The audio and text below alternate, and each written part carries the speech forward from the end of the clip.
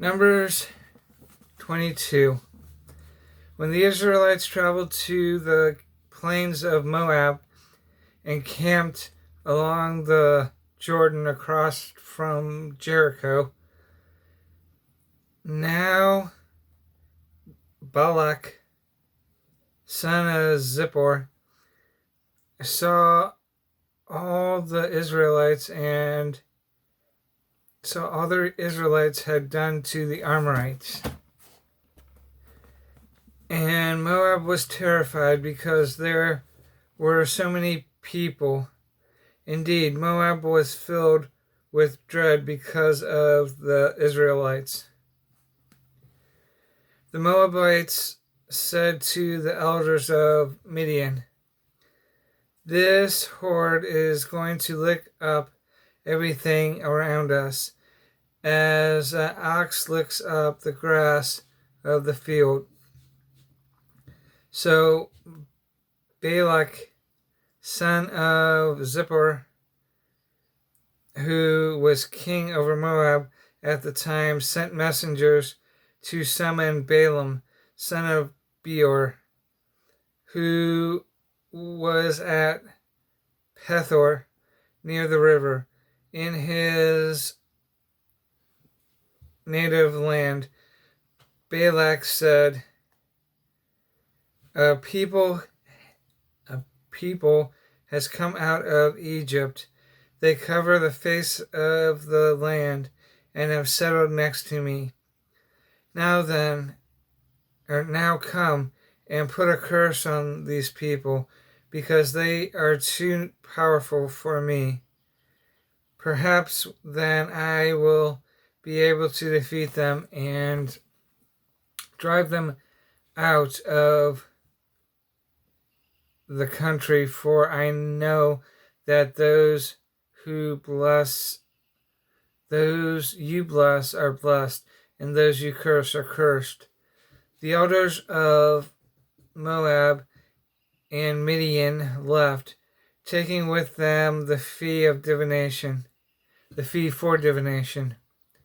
When they came to Balaam, they told him what Balak had said. "Spend the night here," Balaam said to them, "and I will bring you back the answer the Lord gives me." So the Moabite princes stayed with him. God came to Balaam and asked, "Who are these men with you?"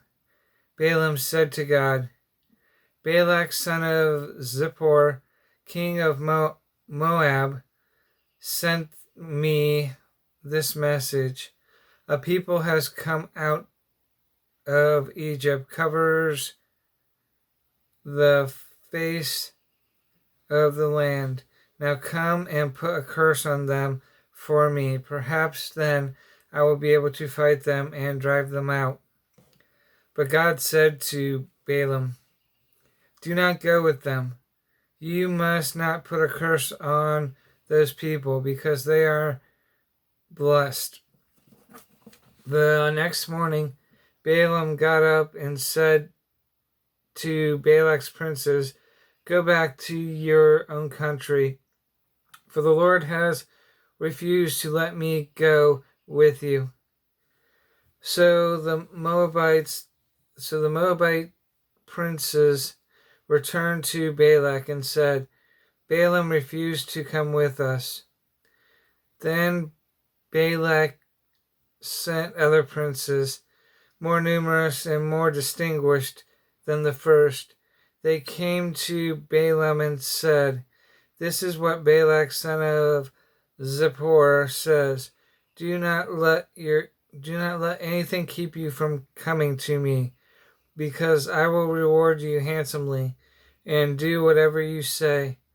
Come and put a curse on these people for me." But Balaam answered them, "Even if Balak gave me his palace filled with silver and gold, I could not do anything, great or small, to go beyond the command of the Lord my God." Now stay here tonight as the others did, and I will find out what else the Lord will tell me." That night God called to Balaam, or God came to Balaam and said, "Since these men have come to summon you, go with them, and do only what I tell you." Balaam got up in the morning, saddled his donkey, and went with the princes of Moab. But God was very angry when he went.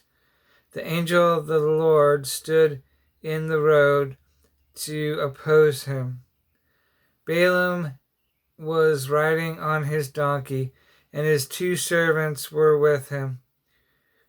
When the donkey saw the angel of the Lord standing in the road with the drawn sword in his hand, she turned off the road into a field. Balaam beat her to get her back on the road. Then the angel of the Lord stood in a narrow path between 2 vineyards and with walls on both sides. When the donkey saw the angel of the Lord, she pressed close to the wall, crushing Balaam's foot against it. So he beat her again.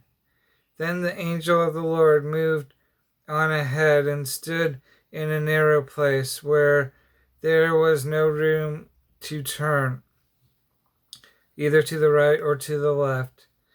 When the donkey saw the angel of the Lord, she lay down under Balaam, and he was angry and beat her with his staff.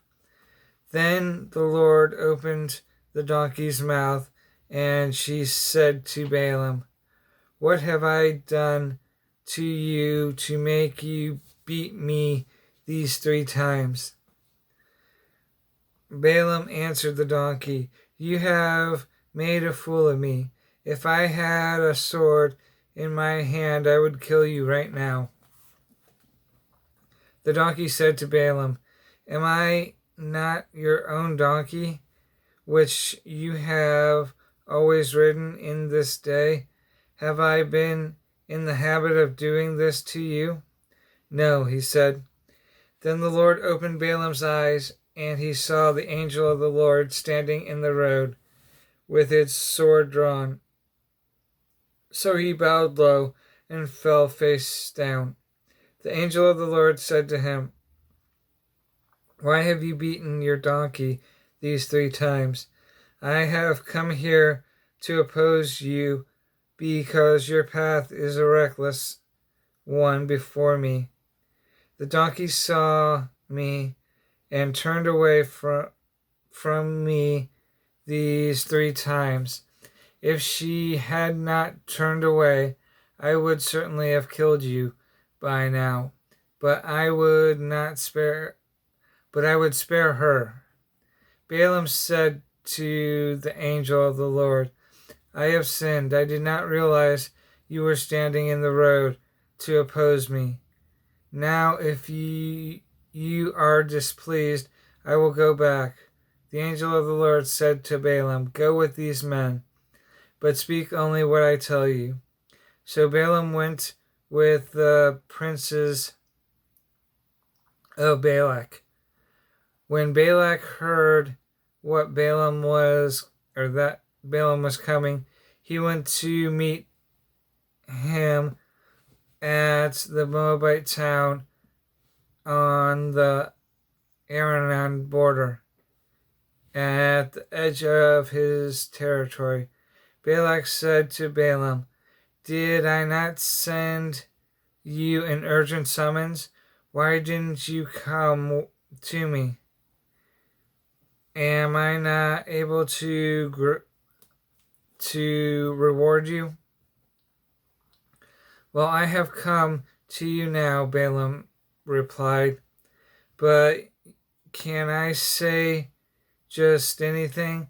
I must speak only what God puts in my mouth."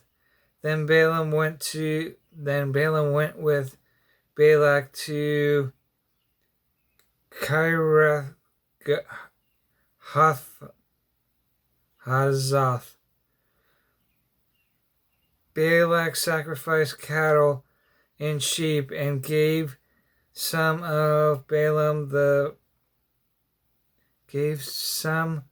to Balaam and the princes who were with him.